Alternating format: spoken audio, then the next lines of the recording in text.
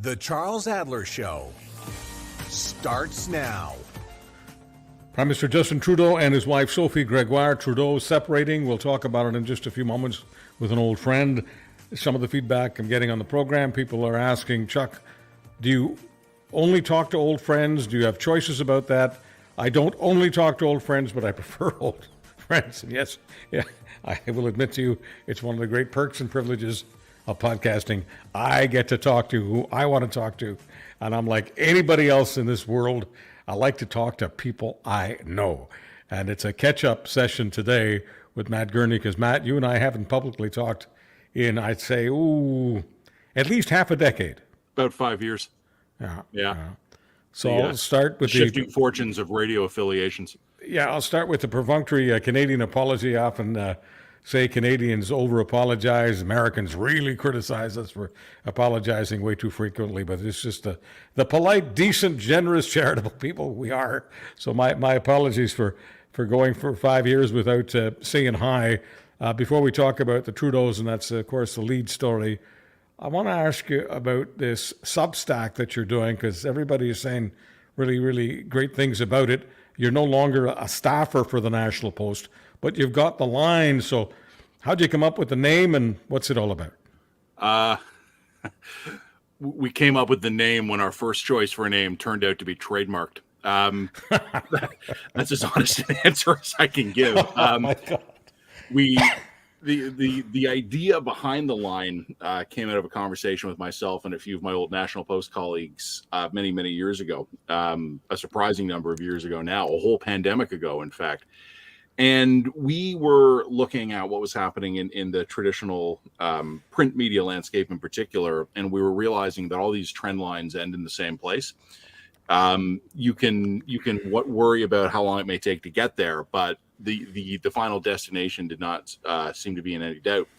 So purely in a Google document, I started to throw some names together and just some ideas and some numbers, just to kind of get a sense of what it would take to perhaps do. The idea essentially was to replicate the editorial board of a newspaper, but to do it without the newspaper.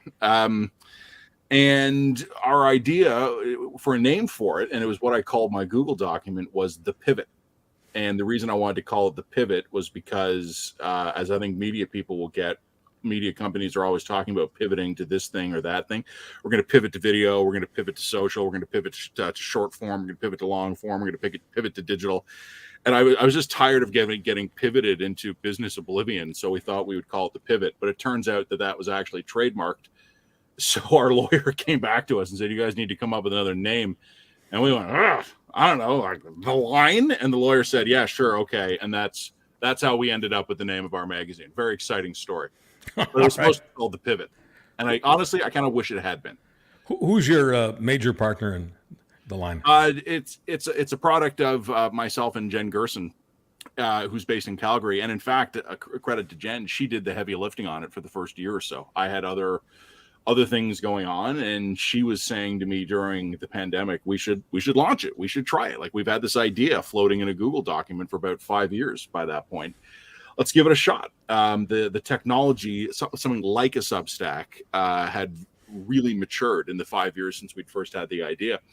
And she said, let's give it a shot. Let's give it a try. And I was like, I don't know. I got a lot of other stuff going on. It's the middle of a pandemic. Like, I'm literally cannot leave my home right now. This is not maybe the best time to go start a business. And then she said, let's just try it out over the summer and we'll see if it works. And if it doesn't, we'll give it 6 months and we'll call it off. We'll shut it down. We'll refund everybody's money and we'll deem it a failed experiment. And we'll go forth with slightly bruised egos. And in our line of work, that's probably a healthy thing. It actually ended up being more successful than we had expected. So we kind of felt like we had to stick with it. And gradually over the intervening years, I've just been shifting more and more of my attention to it. It's not big enough yet that I think either Jen or I could make a full-time living off of it, at least not without me switching to an all-craft dinner diet, which would be the opposite of what my doctor's been telling me to do. But it's trending in a good way. It's closer to that point than I might have believed possible 3 years ago. So a number of years ago, I don't want to pretend to be a prophet or prescient or anything like that. It's just one of those things I was noodling around. because I'm a big newspaper reader. At one time, it seems like the ancient days. I remember living in a big brownstone in Boston, and a dozen papers would come to my doorstep every day. And for those of us in the news business, going through a dozen papers a day really isn't all that unusual. I go through more than a dozen online, as does Matt, as do most of us. Really, yes. I know we always make it look easy, like we're just sort of flying on the seat of our pants, whatever the right cliche is. But in order to make things look easy, you got to work really hard at it and do a lot of prep. But I was thinking years ago when this idea of 5 or 6 or 10, 12 papers landing on the doorstep became ancient because we were all doing our stuff online. It kind of occurred to me that one day people will just develop relationships between themselves, and newspapers, not big newspaper brands, big hedge fund brands, big corporate brands. They would just develop relationships with the columnists because that was the major reason I was reading all these papers. It wasn't for the individual news items, which I don't need a newspaper for. I can get those online very, very easily without any corporate banners. And so I'm really glad that this was just a hunch of mine. I wasn't personally thinking of getting into it. I wasn't thinking of becoming a full-time columnist. But I thought for friends of mine like Matt Gurney, I thought I saw the future. Matt Gurney, when did you first start thinking about the fact that you don't need a big corporate banner to have a direct connection with Charles Adler, Jen Gerson, or anyone else? When Substack was launching, they approached a series of writers, and I was not one of them. And I've been meaning to chew them out of that ever since. But no, they approached a series of writers and basically made the pitch, as I've heard from some of the writers they did approach, come to us, be your own brand.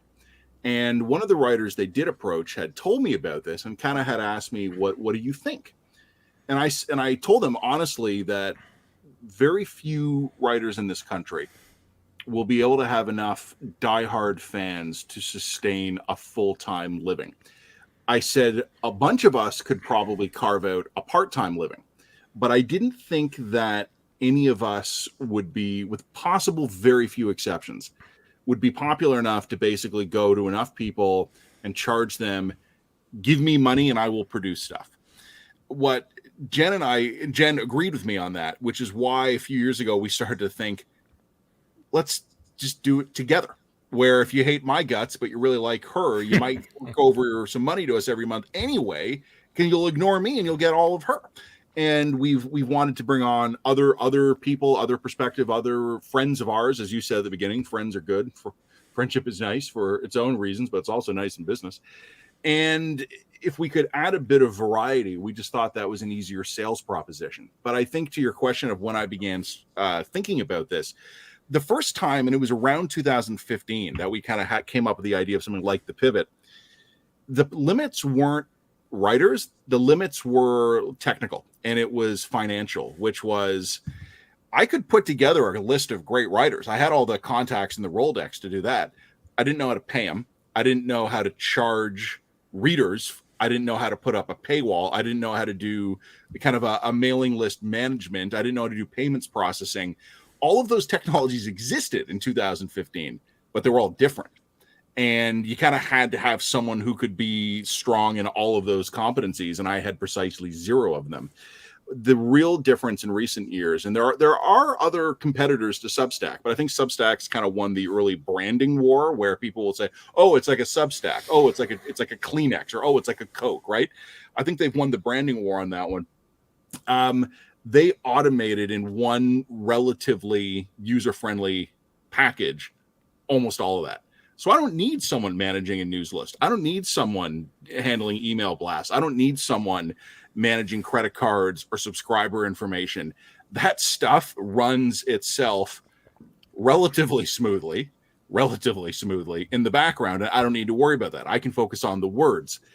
As we get bigger, we might outgrow the platform. And if any Substack guys are listening, don't worry. I'm not tipping our hand here. There may eventually become a point where if we were big enough, it might make sense to actually internalize some of those costs and then not pay Substack the 10% fee they charge on all of our transactions. But we're not there yet. And it let us start publishing on day one. Like we basically getting the trademark, getting a logo, and then talking on the phone a bunch of times to be like, are we really going to do this? That took about a week. Publishing took 6 hours. And It's a technological thing, and unfortunately, Charles, as you know, man, I mean, you've been watching the news business in this country and in the United States as well. It's been bad for years, but the last 6 months or so have really felt like something else, where the long expected reckoning is really coming. When Torstar sold in a transaction for less cash than it had in the bank, that was a signal. When Post Media and Torstar looked at each other and started thinking, you know what, merging with you might help us, that was a signal. When Bell Media has been applying to the CRTC to get out of news content publication altogether, that's a signal. And it's a historical illusion, man, but somebody needs to preserve just enough to keep the spirit of things alive in hopes of better days to come. Is Google and Facebook telling Canadian news to take a hike in response to a government law? Is that a signal, Matt Gurney? It's a series of signals. Which one are you interested in? I think it's a signal that people in our industry have been slow to understand, which is that we are roughly 2% of their traffic in their 40th largest market. I think we might have overestimated our importance to these platforms. And I think it's a signal to the federal government that there was a very easy way to go about doing this, which was to apply a tax and then establish a subsidy fund. They could tax who? Tax the big corporate giants, or tax the advertisers? Yeah, a big tech tax. Tax Google 1%, or tax all the big tech companies, and then just throw some bucks in a media subsidy fund. Instead, they decided to come up with a really convoluted system in C-18 to do something they could have easily done. And the tech companies warned them repeatedly that they weren't going to play ball, and the government, in its wisdom, didn't believe them. When Pablo Rodriguez, the now former Heritage Minister, said a couple of weeks ago that he was surprised to see Google and Facebook, or Meta, threatening to pull out, I would have believed angry. I would have believed disappointed. I would have believed disheartened. I couldn't in good faith believe surprised. Pablo Rodriguez is not as dumb as he was pretending to be. Well, but Pablo, I mean, I'm not trying to defend him, but he's not from the Meta culture. He's not from the Google culture. He's not from the newspaper culture. He's from his own kind of illusion culture. I mean, I do think that it's got nothing to do with who's in government, but sometimes people in government think that everybody else thinks they're very, very important. And when you're talking about world-sized companies like Google and Facebook, we talk about the billions of dollars that they're getting in advertising as a big deal. Yeah, it's a big deal in the Canadian context, but globally, it's a drop in the ocean. And they're not going to, obviously, change the way they do business just because Pablo Rodriguez in a bar in Ottawa on a cocktail napkin has an idea. You said a minute ago that you didn't want to defend the guy. I actually think you just ruthlessly buried him. Like, what you just said was way meaner than what I just said. Well, call me passive aggressive, but I just don't think that most people who are involved in government have any clue as to what it's like in some other cultures, specifically the Facebook and Google culture. When I heard them talking about what they're making Facebook and Google do, my gut instinct just said these guys have no idea what they're in for. Look, I'm a parent of young kids, and I've had the experience many times of telling my beautiful little offspring, if you do this thing, it will hurt you. It will cause you pain. It will damage you, and it will hurt. And my kid's like, no, okay, Dad, okay. And then they just go and do it. And they're shocked and they're outraged. And like they're filled with a sense of injustice at a world that would allow them to feel such pain. It's like, well, you did the dumb thing, kids. And I think Google and Meta both gave the federal government extremely clear advance notice that they were not going to play ball. And when the government said, oh, no, of course you will, because we are the government of Canada, and Meta and Google said, well, we're not going to play ball, the government was shocked. Here's the thing that really bothered me about all this, and there's any number of things that bother me about this, but I'll put this one right up at the top, is how many erstwhile smart people, intelligent people, quickly adopted the position of, well, of course it's stupid legislation. Of course it's having predictable consequences, as we were warned about. This is not like just, it was foreseeable. It was in fact explicitly foreseen. And of course they're reacting in the way they said they were going to. but we're not going to let those guys push us around because we're Canadians here. Charles, my old friend, I wish there were fewer people who were so eager to fight to my death. Well, here's a problem I have. Just PR-wise, if I'm Meta, Facebook, or Google, why do I want to listen to this garbage about how I'm stealing from Canadian media? What do you mean I'm stealing? Advertisers of their own will, I'm not taking them hostage. I'm not taking them to some island and waterboarding them. Of their own volition. Canadian companies are coming to me because they like my business model and they like my prices and they like the fact that I can get them new business. And that's what business is all about. So I'm helping to generate business for Canadian companies, and the Canadian government and people who want to support the government keep telling me that I'm stealing. How on earth is this theft? First of all, you're right, but let me actually point out the absurdity of it even more so than that. Every large news organization in this country, and I would wager most of the small ones, has either a team or at least an individual whose entire job it is to package content in a way to maximize uptake and distribution on Google, on Meta, on Instagram, whether it's search engine optimization or the use of hashtags or metadata. There are, you and I have both worked for media companies that had entire teams of people who would do this. If this is theft, this is like a large retail store having a night shift of guys who are paid an hourly wage to load stolen merchandise into the truck owned by the robbers.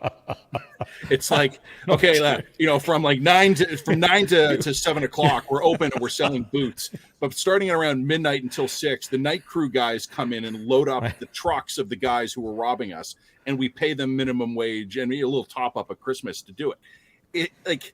Nothing is theft if you have a designated digital team in your own operation helping the thieves get away with it. It's the lie at the heart of this entire C-18 bill. Well, yeah, and the various companies, including the company that we worked for, has digital people ensuring all of those things that you're talking about. So we saw Google and Facebook as allies. Google and Facebook got us more media power. We leveraged our assets, and we expected Google and Facebook to do what they did. They were the horses that we rode. And now the propaganda out there is that, oh, no, they weren't our horses. They were stealing our brands. I mean, I just take the word theft seriously. Maybe it's because I'm from a small business family, and occasionally, the bad guys come in and rob us. That's a bad day in business. But I don't see Facebook and Google, not because I'm trying to suck up to them. I just don't see them as thieves. And if you do, in the arena of public argument, portray them as thieves, all you're doing is forcing them to take a very, very hardline position, which is what they're taking. I mean, there is no more hardline position than F yourself, which is exactly what they're saying. Over the last 5 years, as I've watched Western civilization begin to fray around the edges and then not so much the edges, more than once I've thought we would be better off without these companies. If we would be better off going back to the telegraph and the typewriter and just slowing things down a little bit. But as long as we've got them, they have been a godsend to me in my business.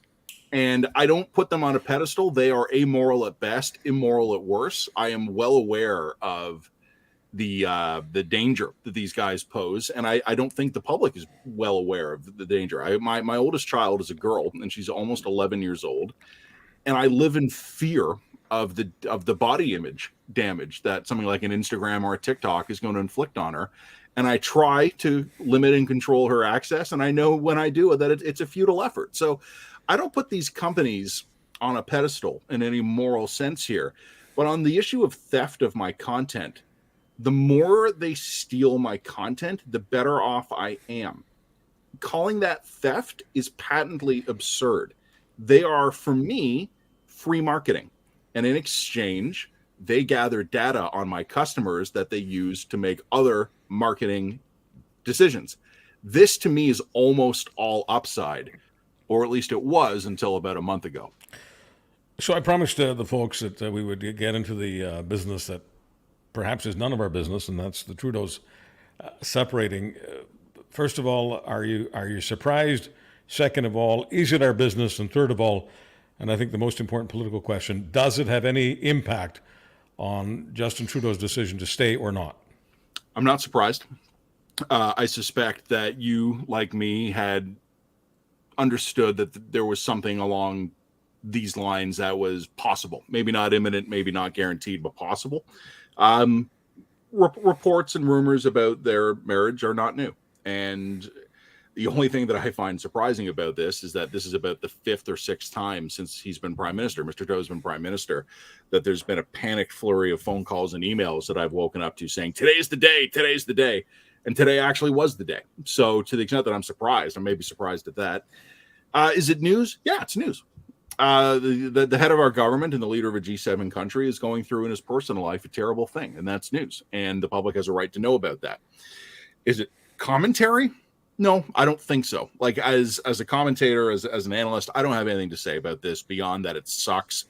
They have 3 young kids. The oldest is 16, I think, and the youngest is 9. And there's one in the middle. And I feel genuinely terrible for them. And I wish them happiness, stability, and safety. Like that's all I've got. On the political side of it, I'm not going to speculate what led up to the ending of the marriage. I'm not going to. Don't care. Not my business. But yeah, I think it does raise a question of the prime minister's own personal decision making, and I don't think there's going to be movement in the polls. Like I'm not looking at an electoral map of Canada, imagining which red seats flip blue because of this separation. But this is a government that is behind in the polls, that is struggling on many policy areas, and that has been in power for 8 years. Under optimal conditions, you would expect and even forgive any leader kind of going, what the hell am I doing? Like, why am I still doing this? And Mr. Trudeau has now been acknowledged. His personal life is not in optimal shape. So I wouldn't be shocked if it factors into his thinking here. The other thing I would say, and it's the only comment I want to make about this, there has been, to my view, as a longtime watcher of Canadian politics, there's been problems at the top of this government. And I don't necessarily mean even partisan or political problems, but there's been decision-making problems. Like very obvious decisions have taken inexplicably long to arrive at. And I have long thought that was possibly and likely the result of post-COVID, post-Trump exhaustion. Maybe he's exhausted for more reasons than that. And that's that's kind of as close as I come to want to speculating about this personally. But talk to anyone who's been through a divorce and they tell you it's awful. Mr. Trudeau is not immune to being human. So without speculating on the actual marriage, which I do think is their business, I don't want to go there. Knowing what you do about the Prime Minister's character, putting the marriage aside, do you think that he's a person that would take a walk in the snow, which is what it was famously called when Pierre Trudeau said that's what he did and how he made his decision to leave politics? Do you think that his son's decision to walk or not walk in the snow is going to depend on polling? Do you see his ego is so fragile as to walk away thinking that he'll be shattered by an election with Pierre Poilievre? And of course, I'm loading the barrel here, Matt, because as you know, I don't see that. I don't see Justin Trudeau as ever wanting to appear to be someone who backed down from any fight, especially against someone he really does not respect. I was going to say, I somewhat felt your thumb on the scale when you were asking that question. I think I agree with you. And I think there's three ways to look at this. The first one is what you just said. These guys don't like each other, and Mr. Justin Trudeau does not want to lose to Pierre Poilievre any more than Mr. Stephen Harper wanted to lose to Justin Trudeau. And I actually think in both cases, their parties might have performed better in the end if the leaders had put the party first. The other thing I would say is that Paul Wells, I mentioned earlier in our conversation, there are very few writers in Canada who can probably create a Substack powerful enough to fund themselves directly. Paul Wells is maybe one of 3 or 4 guys in the country who could do that and has done that. And he wrote about a year ago at his Substack something that I thought was an absolutely brilliant insight, which is that somewhere along the path of this government has changed its understanding of itself, where they no longer see themselves as, we're here to execute policy. We're here to execute Canada, to execute plans to make Canada's middle class more prosperous and to help those hoping to join it. This is a government that has come to understand its own purpose as to push back against dark forces, where they believe that they are standing between us and some bad stuff. We can quibble about whether or not that's true, but I would agree with Paul that that's what they think. If you understand your purpose as holding back a horde of barbarians, you don't take a walk in the snow, even if your marriage breaks up, even if you're down in the polls, even if all your advisors are telling you you're out of touch and you're getting creamed politically on issues that 5 years ago you would have avoided those traps. I don't think you do that. Now, I would say the third thing I want to mention is I think when the Liberals began to think of themselves more in the role of opposing dark forces as opposed to delivering competent government to 40 million people, I think they started to get themselves into trouble. Because when you believe you have a moral purpose that transcends governance, you're willing to forgive stuff in your own ranks or even among yourself that you probably shouldn't. And I think there's been a failure in this government at times to hold themselves accountable. And I think ultimately that probably ends up making those dark forces even more powerful rather than less effective. But I don't really see any contingency other than internal mutiny or electoral defeat that leads Justin Trudeau to throw in the towel. So, Matt Gurney, over the years, those of us who are in the opinion business and have a solemn obligation to deliver opinions on many things almost every hour, okay? We, I think, sometimes forget that there are two bases among the two major parties. There's the conservative base, which we all talk about ad nauseum, okay? Especially since the days of the pandemic, when I think that I can speak for both of us, we were shocked by the amount of people who decided to distrust science, distrust vaccines, and get into the kind of thinking that we thought could only be indulged in by a tiny, tiny minority of people. It wasn't. Even the convoy was a lot larger than we thought it was. So we talk, as I say, ad nauseum about the conservative base. Why don't we just cross the street and think about the liberal base for a moment? Do you doubt for a moment that the liberal base is concerned about the expanding illiberalism in the world, whether it's in Asia, Europe, most recently, we hear about the illiberalism in Israel. We know that even though Donald Trump has been charged with scores and scores of counts of criminality, there's still a chance that he'll win an election. Larry Sabato, who's not a Republican shill, at the University of Virginia, one of the smartest political analysts in the world when it comes to U.S. presidential elections. I don't think anyone on a granular level follows them more than Professor Sabato. And he was saying that he's been adding up all the numbers. He's checking out what the potentials are for Democratic turnout, what the potentials are for independent candidates peeling off vote from the Democrats. And he believes that at the moment, if he were a betting man, he'd have to say that Donald Trump is the next president of the United States. Certainly an illiberal force. Do you doubt that the liberal base in this country thinks there is a threat of dark forces that Justin Trudeau and the Liberals must fight against? No, and I would even go so far as to agree with them that there are illiberal dark forces sweeping the world. You mentioned the convoy. I had this weird moment. And it would have been late in the Harper majority. So probably I'm going to guess about 2014. I was in Ottawa for a conference or something. I don't even remember what it was, but I basically had told some of the Conservative Party guys I knew, because they were the government. I said, I'm going to be in town. Let's get a beer or get a breakfast. I don't remember what it was, but what I remember was basically getting together with a couple of guys, like a handful that I had worked with and who had provided me information and who had been useful to me over as a columnist. And we were all talking about the coming election. What were the issues that it was going to be fought over? What were the issues that were going to be important to Canadians? What were the liberal strengths? What were the conservative strengths? And like one of them just kind of casually mentioned, and we also immigration. We're letting in too many immigrants.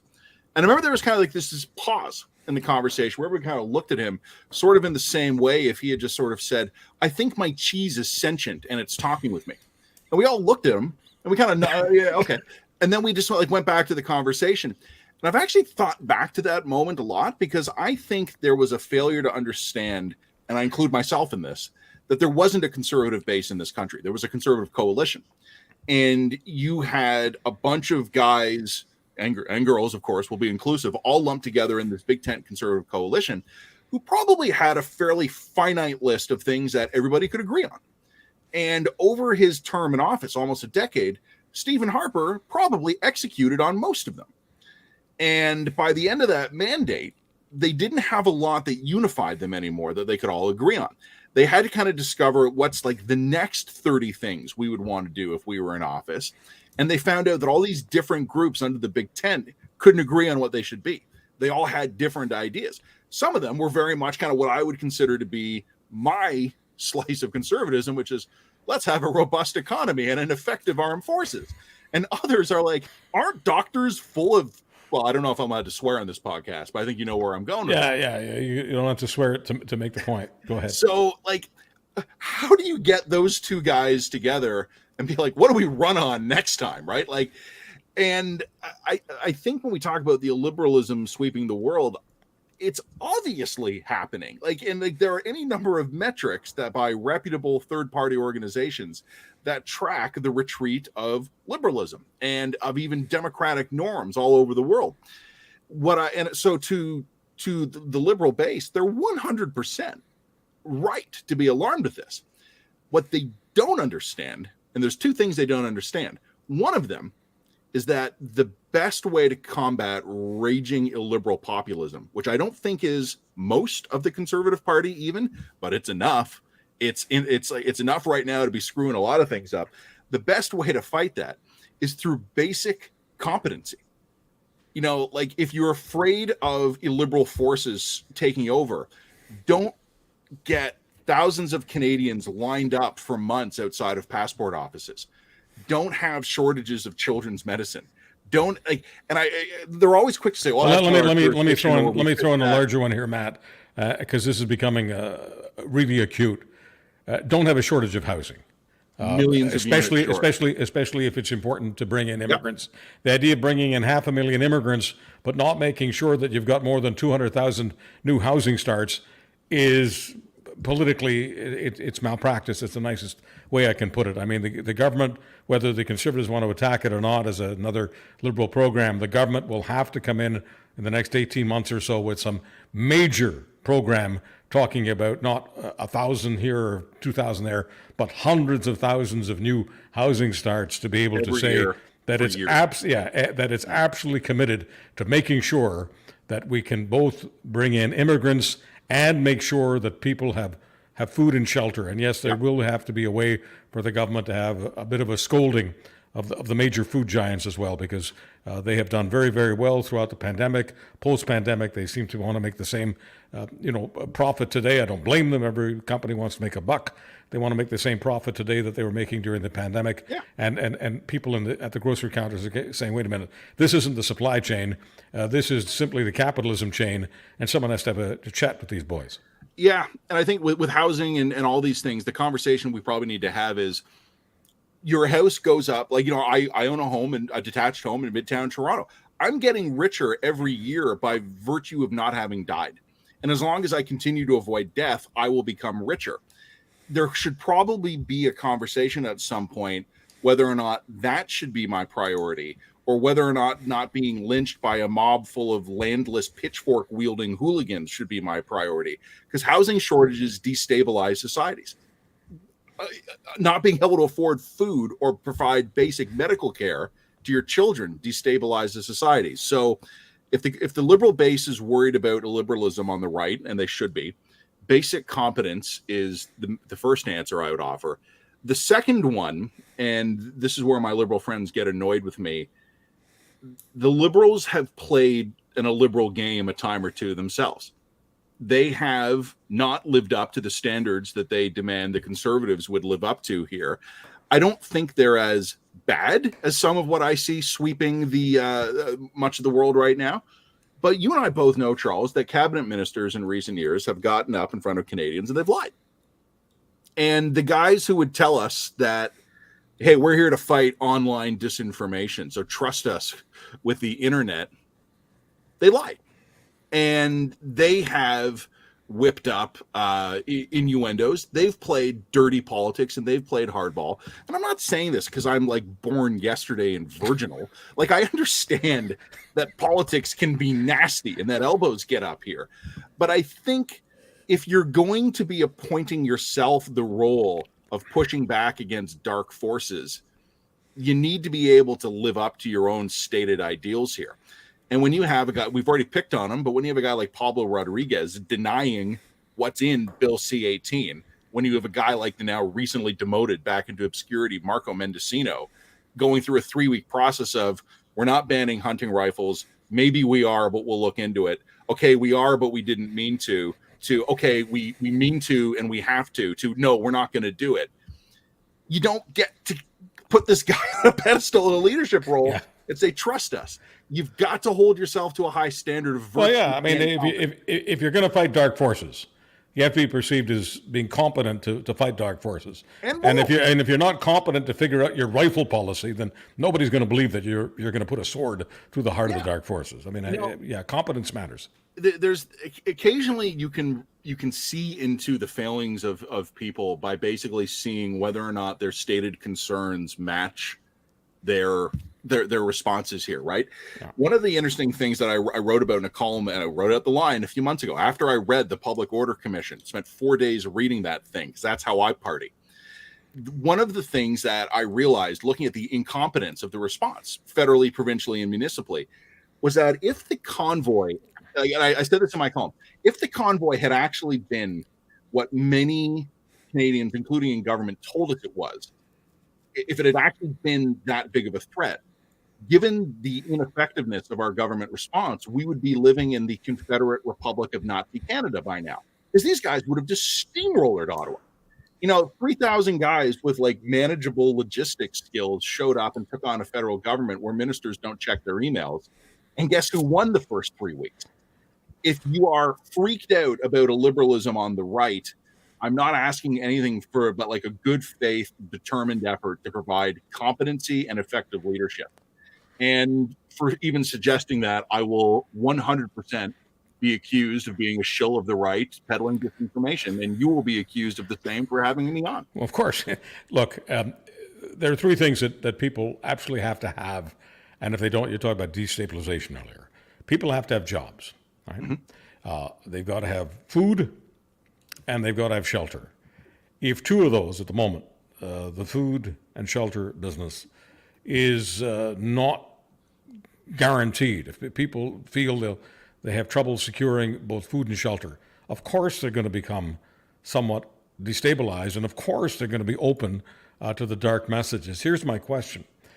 If the Trudeau government decides to focus like a laser on food and shelter, will they get it done in the next 2 years? No. And I'll tell you why. It's the if tree. Let's move down the if tree. If they decide to focus like a laser on those 2 issues, if they sustain their effort with political capital and financing for an extended period of time, if that is effectively deliverologized by the civil service, which is a complete wreck these days, and if we find the private sector is capable of pivoting fast enough to make a difference, and if all of that happens in a time frame that is suitable and convenient ahead of the next election, the government might do okay. If any one of those things doesn't happen, I just don't think there's time enough to begin to meaningfully start to turn these things around. This is one of the fascinating things about this government, and whether or not it's the convoy or other examples we could pick on, they're very slow to sense danger. And once they sense it, they're very slow to do anything about it. And once they try to do anything about it, their batting average is, So I'm not predicting electoral doom for the Liberals. Believe me, the Conservatives these days seem determined to find a way to snatch defeat from the jaws of victory, and they may well do it. But the Liberals, at the very least, have put themselves in a position where I don't think they are masters of their own destiny. One of the reasons I'm laughing, Matt, it's not because of what you're saying. It's because of what I'm thinking, which is, of course, being sparked by what you're saying. When you talk about the Conservatives finding ways, the Conservatives, whether people want to believe this or not, they can check it out for themselves just based on recent by-election activity. The Conservatives are still obsessed by Maxime Bernier, right? They're obsessed about 3% of the voting population. They are far more focused on Maxime Bernier not eating a piece of their lunch in rural Canada where the Conservatives couldn't lose if they tried. They're more concerned about Maxime Bernier getting a chunk of rural Canada than they are about 905, which is the area of votes just a few minutes from where you're sitting right now. So I'll just ask you this in the most polite Canadian way possible. Do you think the Conservative Party ought to focus on the suburbs of Toronto at least as much as it does on the suburbs of Wetaskiwin, Alberta? Let me tell you simply the headline of the most recent Dispatch the Line published a few days ago. We publish articles on weekdays, and we publish our dispatches on weekends. And our dispatches are essentially editorials. They're unsigned, written collaboratively by myself, Jen Gerson, and others as we feel necessary. And our headline was simply, "Stop scaring the normies, CPC." If you focus on issues that matter to Canadians, you're going to win, because the Liberals have put themselves in a situation where a stiff breeze could defeat them. If the Conservatives insist on relitigating either the split with Maxime Bernier or their own prior leadership tussles, I don't know if they win. Again, the Liberals are in a difficult situation, and it's very possible that the Conservatives could win a fluky election. It's happened before. We've both seen things like that happen. But if we actually want to see a determined Conservative effort to win, I think Pierre Poilievre needs to do what he was doing earlier this week, was absolutely skewering the Prime Minister, using his own words, on housing and affordability issues. And if Pierre Poilievre wants to lose the next election, he should do what he was doing last week, which was coming up with tweets about vaccine mandates that Liberals supported in 2021, just like Doug Ford and Jason Kenney did back in 2021.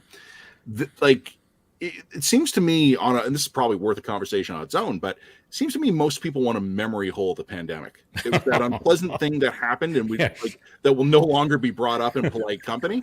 And then I opened my X account, because apparently that's what we call Twitter now. And the Conservatives have this attack ad, just like a meme coming out about a Liberal who supported something that 2 years ago, 91% of Canadians supported, including 82% of Conservatives. And I'm thinking, we can do that, or we can talk about housing. And there's really two issues here. But what we're seeing, I don't think we're seeing grand electoral strategy here. I think we're seeing personal grievances you're amped up in the political scale. Personal grievances is a nice way of putting it. I do think you can agree or disagree, just like everything else we talk about. But I do think that the anti-vax thing is political heroin for Conservatives, and they can't stay off it. No matter how much the doctors tell them this is really not healthy for you, it is so easy to suck them in to that particular, what you call, memory hole. They don't want to forget the pandemic, and they don't want to forget how strong they felt with all of the clicks coming in and all of the funds and all of the convoy action, all of the Conservative coalition activity coalescing around this idea that Justin Trudeau and Anita Anand were killing or severely injuring Canadians by giving them vaccines. As loony as that sounds to you and me and many people who are listening and watching this podcast, they are still hooked on that. There is a big chunk of the Conservative Party that is hooked on this idea of talking about how vaccines are dangerous, and the only thing more dangerous than vaccines is a vaccine mandate. It's almost trite to say that Canadians are divided or that Canadians are polarized. It's you could make that a fridge magnet and slap it on every refrigerator across the land, right? We say it 1,000 times a day. But I do think one of the things that happened, and this division is literally true, is that we are divided into different communication echo chambers and ecosystems, where it has never been easier to talk to only to people who agree with you about everything. And we can easily curate our own experiences and be left with no natural disagreement. And I think a lot of people out there genuinely and sincerely believe that something that maybe 15% of the population believes is overwhelmingly the majority view, because there's nothing in their natural environment that provides any corrective feedback. And you and I are both the result of millions of years of mammalian evolution. We evolved to live in small societies where we communicated face to face, where shame and social opprobrium kept our weirder impulses in check. And now I'm sitting in my basement. You seem to be sitting in your living room, and thousands of people in their homes or cars or on walking the dog are gonna listen to us. Some of them are going to agree with us. Some of them are going to disagree with us, and not a one of them is going to have any sense of whether or not they're in the majority. That part of our collective social experience has broken down. Now, the Netflix streaming options have never been better, but our ability to interface as a society seems to be falling apart. So, like I said, the telegraph and the typewriter, man, things worked pretty well then. Well, there was a time not that long ago when we thought the majority meant the majority of people in our community or the majority of people in the country. I never thought the majority meant the majority of people's followers. Most people have less than 150 followers, and that's what the majority is for most people. The majority of that 150, it's really hard to have social cohesion, and it's really hard to avoid deep polarization when people don't see the mathematical majority as their majority. Matt, promise me this. Can we do this again soon? Well, I mean, I'm about to fly to Europe on a transatlantic flight, so barring any sudden airliner disasters, yeah, sure, we'll do it again. I do cling to that caveat, though. I don't want to let you down. Okay, and I hope the airlines don't let you down. We'll do this again very, very soon. Matt Gurney, formerly with the National Post, he's got his Substack, and it's The Line. Look it up. Google it. I don't think Google is boycotting Matt Gurney. I think he's a citizen of the world. Matt Gurney and Jen Gerson are involved in The Line, and Matt Gurney was involved in this podcast, and I thank her for that. And I thank everyone for listening, watching. You can get us on multiple platforms. Doesn't matter to me where you go, but when you do go to a particular platform, if you like what you hear, give us a follow, would you? And maybe even a review if you're feeling generous. For Matt Gurney, I'm Charles Adler. Thank you. Catch Charles Adler Mondays on Real Talk with Ryan Jesperson, twice a week in the Winnipeg Free Press, and every day at criermedia.co.